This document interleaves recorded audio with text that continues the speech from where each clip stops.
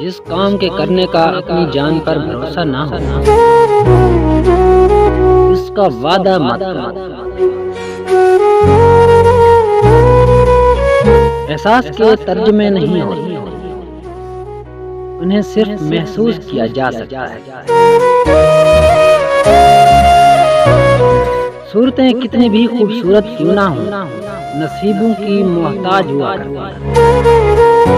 अच्छे वक्त में गरूर से बचना और बुरे हालात में नाउम्मीद ना होना अक्लमंदी की निशानी है।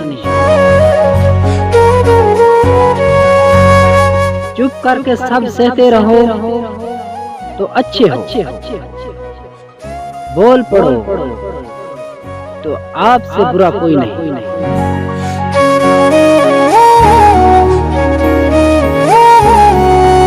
अमीर तो एक दिन जरूर बनूंगा, लेकिन पैसे से नहीं, पहचान से।